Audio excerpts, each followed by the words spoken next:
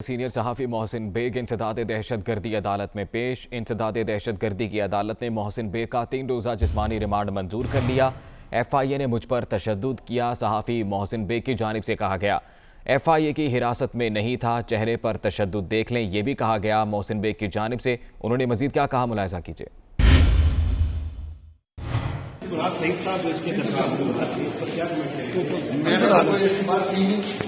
مراد صاحب کہتے ہیں کہ آپ نے ریحان خان کی کتاب کا حوالہ کتاب چھپی ہوئی ہے، کتاب پرنٹ ہے، کتاب یا تو اس کو کنٹراڈکٹ کرتے ہیں یا اس کو سو کرتے ہیں ریحان خان کو۔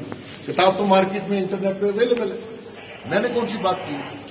ایف آئی اے کا اور پولیس کا کیا رویہ رہا آپ کے ساتھ؟ یہ دیکھ لیں، میرا چہرہ دیکھ لیں، میری ربس توڑی ہے انہوں نے۔ جانیں گے عامر سید عباسی سے۔ عامر بتائیے گا۔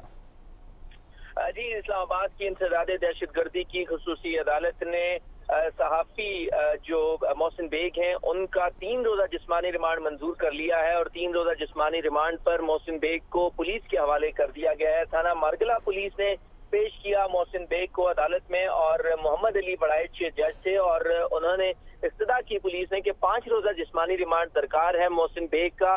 انہوں نے پولیس اہلکاروں پر حملہ کیا، زد و کوب کیا اور ان کے اوپر فائرنگ کی، اور لہذا ان کے خلاف جو انسداد دہشت گردی ایکٹ ہے اور اس کے علاوہ اقدام قتل کی دفعات کے تحت مقدمہ درج کیا گیا، گرفتار کیا گیا، لہذا ان سے تفتیش کرنا ہے، لہذا ان کا 5 روزہ جسمانی ریمانڈ دے دیا جائے۔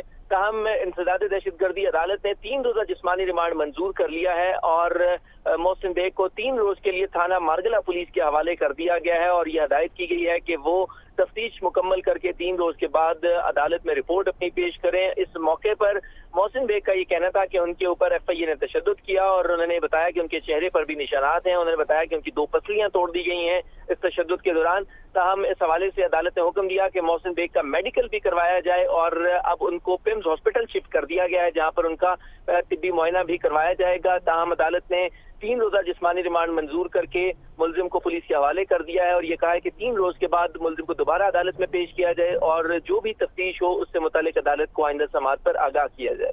بہت شکریہ آپ کا عامر سید عباسی، تفصیلات سے آگاہ کر